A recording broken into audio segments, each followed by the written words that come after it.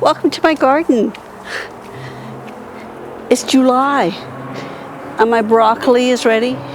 My tomatoes are ripening and it's time to have a tour.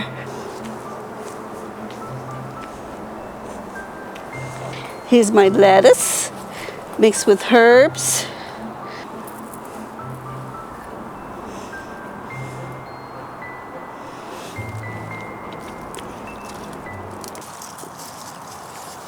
So this is the second harvest of the lettuce called Freckles. So I've grown all my veggies from seed. This one I got from West Coast Seeds, which is a wonderful place to get seeds from. So I just cut it from the base here and it will continue to sprout out more leaves, which is lovely. So these are my potatoes. I've peeled them up. We'll see how well they do. And then I got garlic around it. And I got garlic scapes here. So these are the flowers of the garlic. They're called scapes and they're edible. And you have to take them off when they're little so you'll get bigger bulbs. But what you can do, don't throw these away, because what you can do is, especially when they're small, you can use them in stir fries and saute them, and they're quite lovely. They're quite tasty. So if anybody's looked at my other videos, you'll know that I had tropical lightning rose here that had an ant infestation and then it got canker. Now I have replaced it. Now I replaced all the soil, because you can't put another rose in the place where a rose previously was, because it will get whatever the other rose died from or was sick from. So you have to put in fresh soil. So I did. And so I've got a replacement here. And this is an old-fashioned climbing rose. And it's called Golden Showers, which my husband thought was extremely funny, and everybody else seems to think it's an extremely funny name, but it is actually a very charming rose, very fragrant, very reliable. And the other rose on this side, if you notice, I've got the arbor to enter the potager garden, and as most potager gardens are, they're flowers and vegetables. Right, so on the other side of the arbor, of the potager garden, I've got the Bathsheba. And the Bathsheba rose is a David Austin rose, and as you can see, it's just absolutely lovely, nice and fragrant. And the only thing is, I wish it would do more climbing instead of being more shrubby. It is supposed to be a climbing rose, but anyway, it's still looking good, so that's all right. But it seems to blend in nicely with the broccoli. Neither one seems to mind each other's company, so that worked out well.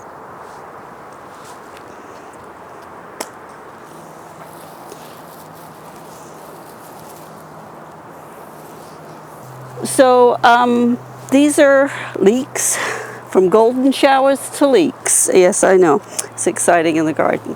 So these are leeks that actually I bought at the grocery store. Used the leeks but kept the roots, and then just put the roots in the ground, and they've continued to grow ever since. I've had them for years. I do pull them out, and when I pull them out and use them in soups or whatever, I put the roots back in.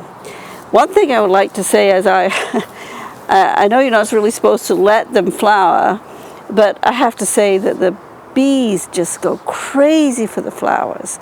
So I'm all for keeping the bees happy. So we're at the end of the day, so the bees aren't out. But eventually, yes, they will be out here and they'll be buzzing away.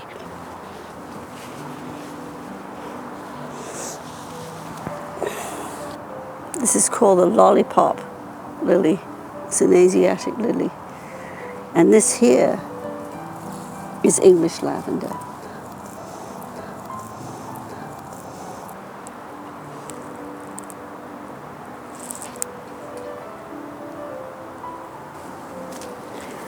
So I want you to have a look at my endless summer hydrangea. I got this as a rescue plant at the end of the year, one year, and it struggled, but it's certainly doing very well this year. I'm very pleased with it. It's one of those ones that you don't have to worry about pruning. and beautiful blue flowers. Lovely. So I'm very happy with it. It's going to take over this whole area. So I'm very pleased with its progress. So I had a broken chair, and I didn't want to throw it out because there's enough garbage in our landfills. So I thought, well, I'll try this technique. I've seen this before. And what you do is you take out if I can get it, it's quite heavy, and you take it out, take out the center part, oops, and then put it back in there. Okay, so behind you is a beautiful tree that we got when it was just a baby. It was only like this big when I planted it. And I've got a video of me planting it, if you look at the YouTube video. Anyway, this is Stuart. We call him Stuart. He is actually Stewartia pseudo-camellia. And it has these beautiful white flowers like a camellia, and it's got the peeling bark. So no matter what time of year, it looks good. So yeah, even in the winter it looks pretty striking. So yeah, it's getting really big, and we're very pleased with Stuart.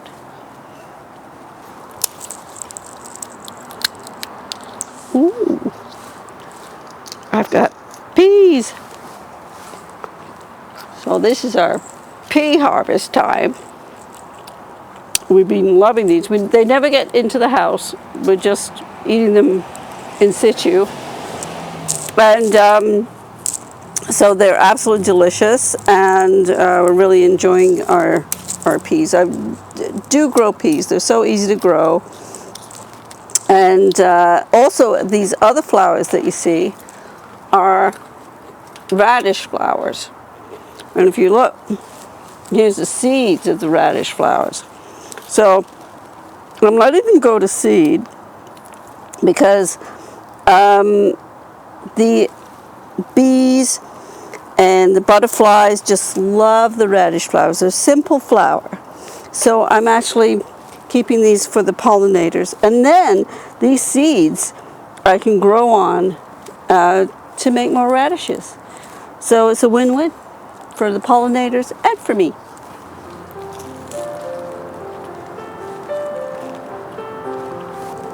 So I'm now on the boulevard of my garden, where the soil is absolutely awful. It's all rocky and clay, and then with the cedar here, not much grows in this bed. I've had trouble growing things in this bed, but so far this Easy Does It rose, which is a floribunda, is doing remarkably well. I've had this for a number of years now, and it continuously flowers with its ruffled petals. It's just beautiful. And yeah, it will flower all through the summer. I just make sure I deadhead it so the flowers keep on coming. And this little thing here is a nemesia, and I didn't grow this from seed. I got this at the nursery, and it's an annual. Isn't it pretty? It's very pretty.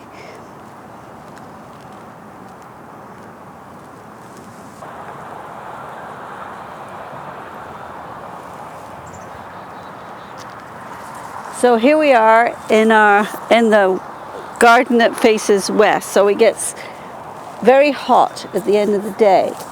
And as you can see, I've got some red flowers there. Those are the roses that I got from my mum. They used to be my mum's. I think it's called Mr. Lincoln.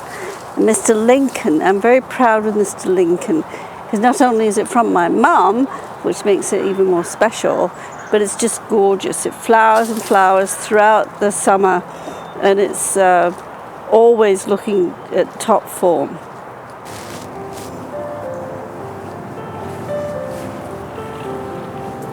All right, and then here, this rose here. And this rose here is Candio. And this is another easy to grow rose. It doesn't get any diseases that I've seen anyway. And this gets quite a bit of shade. And all these pretty flowers. It's not fragrant, but it's still lovely. And it continues to flower throughout the summer. And you don't even have to prune it. It's self-pruning. and it doesn't have too many thorns, which is nice. And then beside it here is a PG hydrangea, and this one has an issue with drooping when it gets too hot. So even though it's well watered, it still droops in the heat. So I put this bamboo fence that I got from, I think, Canadian Tire, and stuck it in the ground here with some bamboo canes, and it seems to work like a treat. So even when it gets really hot, it won't collapse, which is a very distressing thing. So yeah, so far so good. And also I've pruned it so it's lots of little flowers instead of lots of big flowers. All right, so this huge guy here, this is an oak leaf hydrangea, and so it has these lovely damask lace. It all reminds me of damask lace flowers, and then in the fall the leaves turn a lovely red. It likes shade. It's not getting too much shade here. We did have a shade tree here before, but we had to cut it down because it was poorly. So this is Guy de Maupassant. It is a Floribunda rose, and it has the old-fashioned, like cabbage shaped flowers, and it's just lovely. I've had this for many years, and it does get black spots sometimes, I have to admit, but most of the time it does really, really well. And it's just a beautiful, fragrant rose, good for cutting. Look at how beautiful that is. All the petals stuffed into that little flower.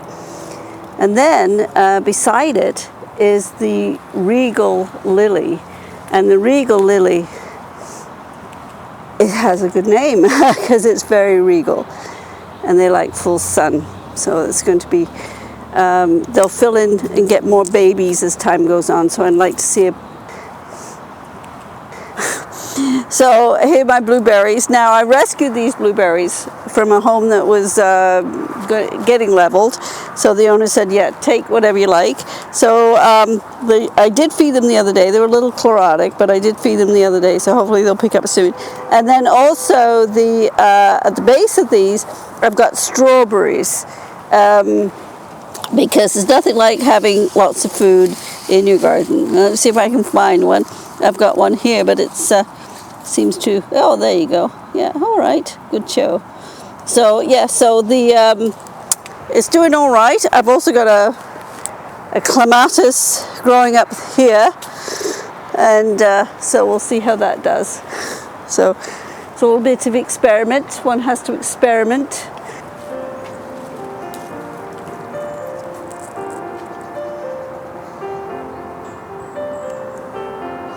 So this beautiful yellow rose is a climbing rose called the Goldener Olymp. I know it's a weird name. Anyway, we pruned this, did a video of us pruning it last year in the summer. And so anyway, it's a beautiful rose, fragrant. It has these apricot buds that turn yellow. And it's very floriferous. And as you can see, it's very strong. Look at the thorns on that thing. The cane is just absolutely huge. So I like to put roses and clematis together. I think they do a nice job. This is a Betty Corning, not your usual clematis, but anyway, it's very pretty with the yellow, and it's doing so well. Even though it's in quite a bit of shade, notice it's getting quite a bit of shade, and it's still doing quite nicely, both the rose and the clematis. So thanks so much for coming around the garden with me today. I hope you enjoyed it. Please subscribe to my channel and give me a like, and check out my website too, the garden website. Okay, thanks again. Take care.